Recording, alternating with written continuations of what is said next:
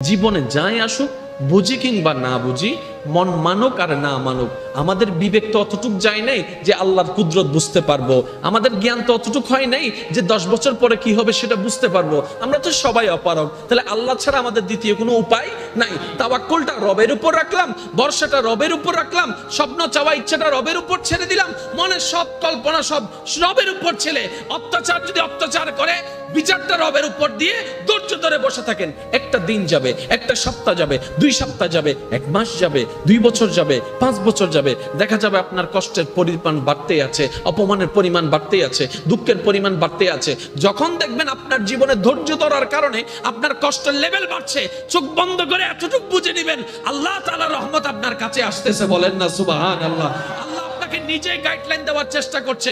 যখন আপনি দেখবেন জীবন চলার পথে আপনার আপনজনের আপনাকে ছেড়ে চলে যাচ্ছে, আপনার কাছের মানুষরা আপনাকে ভুল বুঝতেছে, যাদেরকে আপনি চেয়েছেন পাশে থাকবে, বিশ্বাস করেছেন আপনার পাশে, কাউকে আজকে পাচ্ছেন না, ফোন দিয়েও কাউকে পাচ্ছেন না, কাউকে থেকে হেল্প চেয়ে পাচ্ছেন না, কাউকে কাছে চাচ্ছেন সেটাও পাচ্ছেন না, কোনোভাবে হেল্প না হোক অন্তত হাতটা ধরে আপনাকে বলবে চিন্তা করিস না, আমি তোর সাথে আছি, এমন বলার মানুষ পাচ্ছেন না। তখন বুঝে নেবেন, যখন আপনি দেখবেন আপনার আশেপাশের পরিচিত মুখ আপনাকে ভুলে যাচ্ছে, আপনার থেকে সরে যাচ্ছে, তখন চোখ বন্ধ করে আলহামদুলিল্লাহ বলে এই বলে খুশি হবেন আল্লাহ আপনার থেকে সবাইকে সরাই দিচ্ছেন, যেন আল্লাহ স্বয়ং সরাসরি আপনাকে সাহায্য করতে পারে। সুবহানাল্লাহ। আল্লাহু আকবার।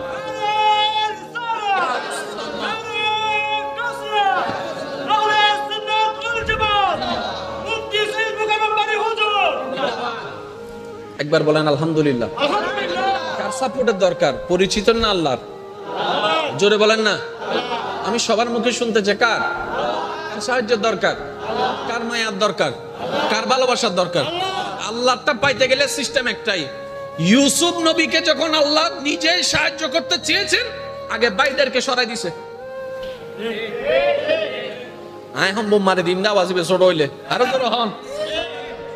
আল্লাহ যখন ইউসুফ নবীকে কিছু একটা দিতে চাচ্ছেন, প্ল্যানিংটা কি ছিল বুঝার জন্য বলা, ভাইদেরকে সরিয়ে দিয়েছেন।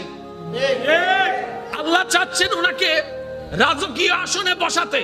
যদি বাইরা থাকতো, এক সময় কথা আসতো, আমরা বাইরা দিয়েছি, আমি বড় ভাই সাপোর্ট করেছি, আমি মেজো ভাই অমুক করেছি, আমি ছোট ভাই অমুক করেছি।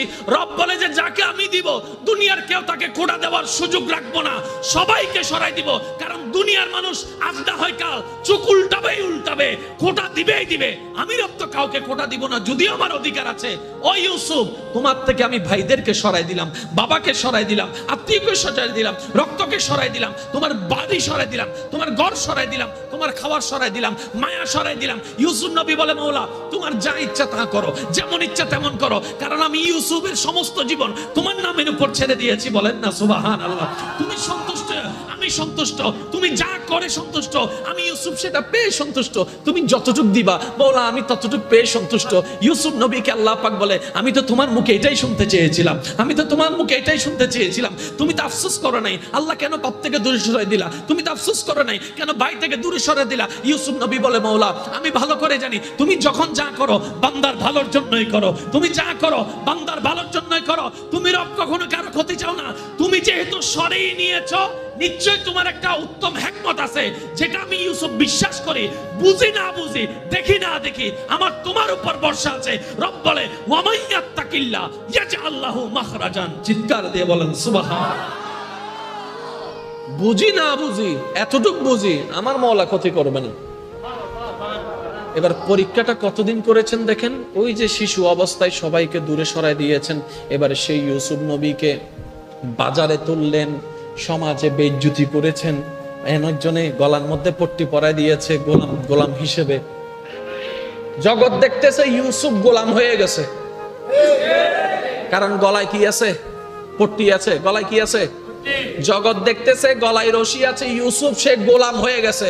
রব বলে যে আমি যা দেখি তোমরা তা দেখো না, আমি যা জানি তোমরা তা জানো না। আমি রব তো সেকেন্ডের ভিতর দিনকে রাত, রাতকে দিন বানাইতে পারি। তোরা যে ইউসুফের ভিতর গোলামি দেখছিস, আমি রব সেই ইউসুফের ভিতরে বাদশাহী দেখতে পাচ্ছি। সেজন্য এতটুকু আমি আমার ভালোবাসার মানুষদের কাছে আবদার করে বলবো, যারা যে দুই একজন অন্তর থেকে আমি অদমকে অন্তত আল্লাহর জন্য ভালোবাসেন, রাসূলের জন্য ভালোবাসেন, আজকে থেকে অন্তত ডাইন বাম এত বুঝার দরকারই নেই, দরকারই নেই। আল্লাহ তুমি যা কইরা খুশি আমি সেটা পেয়ে খুশি।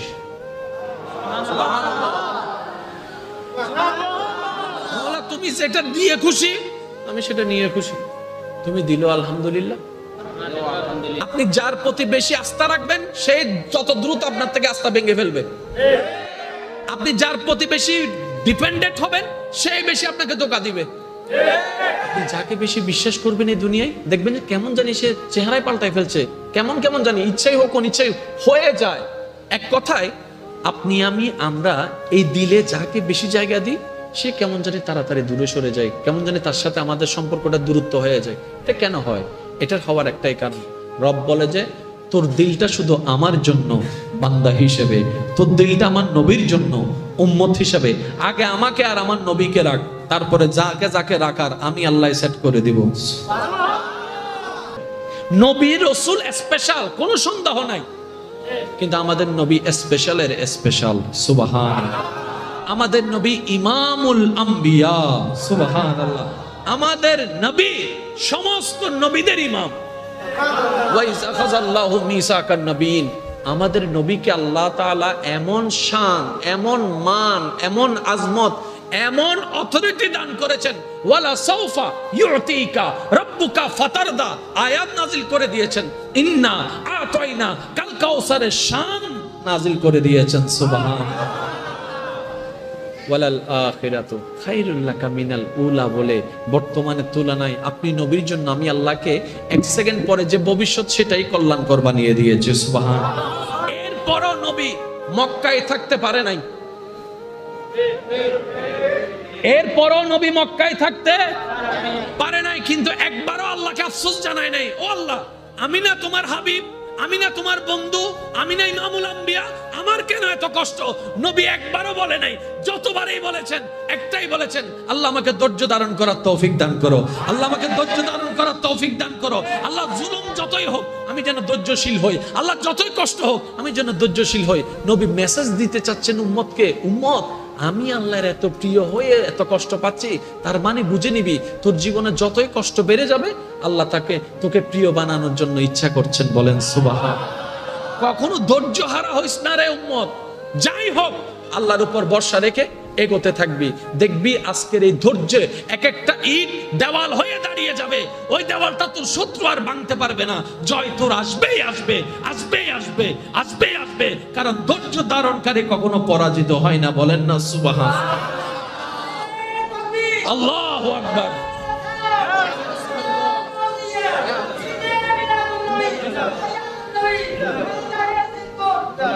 উচ্চ আওয়াজ একবার বলেন মারহাবা। আমার যুবক ভাইদের কি কষ্ট হচ্ছে? আমি একটা কথা বলি, আপনারা একটু মনোযোগ দিয়ে শুনবেন ইনশাআল্লাহ। ইনশাআল্লাহ।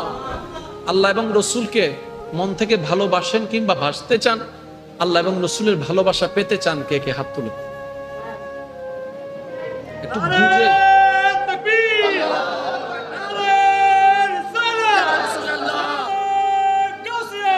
উচ্চ আওয়াজ একবার বলেন মারহাবা। এবার হাতটা নামান।